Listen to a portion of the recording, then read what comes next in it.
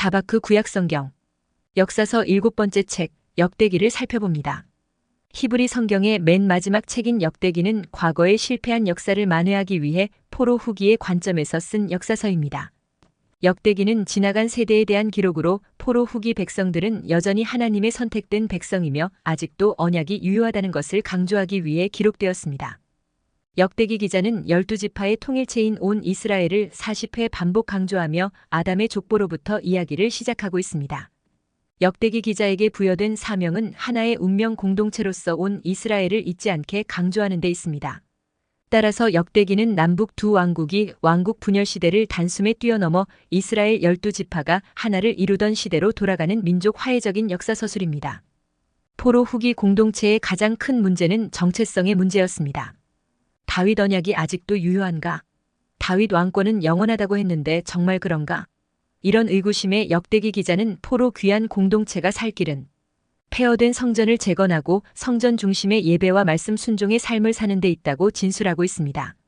이런 측면에서 역대기의 관점은 미래지향적입니다.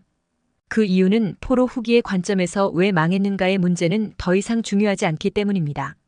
그래서 역대기 기자는 왜 망했는가에 대한 과거지향적인 잘못된 이야기를 생략하고 앞으로 어떻게 행할 것인가에 초점을 둡니다.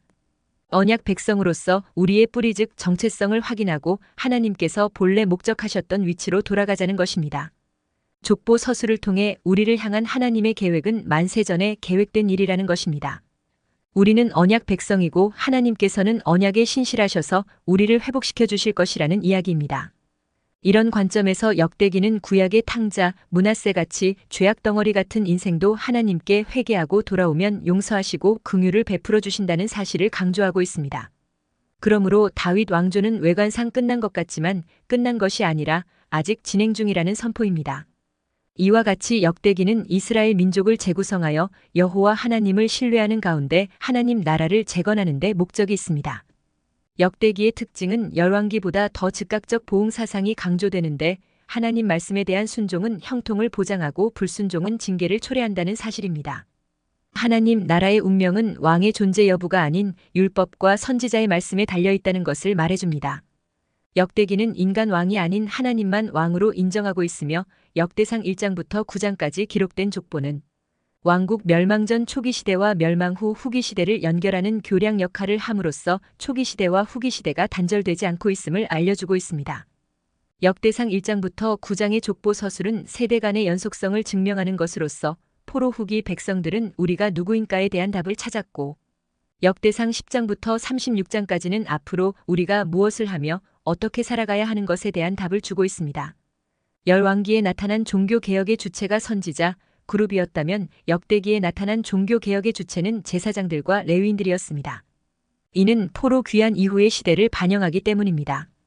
역대기는 성전 건축, 절기 지킴, 언약 갱신, 예배의 부흥 등 종교적 사건들과 함께 성전제도, 제사장, 레위인 등 종교적 조직에 초점을 두고 있습니다. 레위인이 3번만 언급된 사무엘서, 열왕기서와 달리 역대기에는 레위인이 100번가량 언급되고 있습니다. 이것은 다윗 언약이 아직 유효하다면 포로 후기 공동체의 사명은 하나님을 예배하는 공동체로 서는 것이라는 의미입니다. 역대기 기자는 바벨론 포로의 전형으로 사울을 등장시키고 있는데 사울이 망한 이유에 대해 역대상 10장 14절에서 이렇게 기록하고 있습니다. 여호와께 묻지 아니하였으므로 여호와께서 그를 죽이시고 그의 나라를 이새의 아들 다윗에게 넘겨주었더라. 사울은 여호와 하나님께 묻지 않아 죽었다는 것입니다. 아이러니하게도 사울의 이름의 뜻은 묻다, 간구하다는 뜻인데 사울은 여호와 하나님께 묻지 않아 버림받았다는 사실입니다. 또한 역대기 기자는 바벨론 포로 상황으로부터 구원받고 회복될 수 있는 전형으로 역대하 7장 14절 말씀을 언급하고 있습니다. 내 이름으로 일컫는 내 백성이 그들의 악한 길에서 떠나 스스로 낮추고 기도하여 내 얼굴을 찾으면 내가 하늘에서 듣고 그들의 죄를 사하고 그들의 땅을 고칠지라. 역대기 기자가 포로 후기 백성들에게 강조하는 중요 주제는 마음입니다. 마음이라는 단어가 역대상의 19번, 역대하의 44번, 온전한 마음, 온 마음을 다해라는 구절이 21번 기록되어 있습니다. 이처럼 마음이라는 말씀이 강조되고 있는 것은 율법에 대해 겉으로 순종하는 것만으로 충분하지 못하다는 것입니다. 중요한 것은 하나님과 관계에 있어 마음의 태도, 마음의 성향이 중요하다는 것을 보여줍니다. 오직 겸손하고 성심을 다하는 온전한 마음만이 하나님을 기쁘시게 한다는 사실입니다. 역대기에는 열왕기에 나오지 않는 역대기 기자가 강조하는 특수 자료가 있는데 북이스라엘 선지자 5대 선지자의 이야기입니다. 남왕국에서 기록한 교과서에 북왕국 사람들의 눈부신 선행을 주저없이 칭찬 일색으로 기록한 것입니다.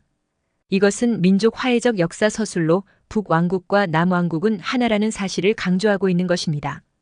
역대기 기자는 기도의 중요성을 강조하고 동시에 하나님의 신의 감동을 강조하고 있습니다. 역대기에는 다윗의 기도 2번, 솔로몬의 봉헌 기도, 여호사밧의 기도, 히스기야의 기도, 기도의 내용이 나오지 않는 4번의 기도가 기록되어 있습니다. 하나님께서 자기 백성에게 바라시는 것은 다름 아닌 하나님과 바른 관계를 맺는 것에 대한 통찰력을 제공해 줍니다. 역대기의 신학적 메시지는 미래를 향한 소망 즉 성전의 회복과 다윗 언약의 재성취를 담고 있습니다. 역대기는 앞으로 새로운 다윗 왕이 등장할 것을 시사하는데 장차 오실 메시아는 하나님 자신이 될 것입니다. 다윗 언약은 하나님의 놀라운 방식으로 성취됩니다. 이와 같이 역대기는 천지창조로부터 시작하여 다윗 언약의 회복을 내다보는 포괄적 관점에서 서술되었습니다. 구약 성경이 전체적으로 미래지향적인 내용으로 마무리됩니다. 구독과 좋아요는 구약 성경을 알리는데 큰 도움이 됩니다. 감사합니다.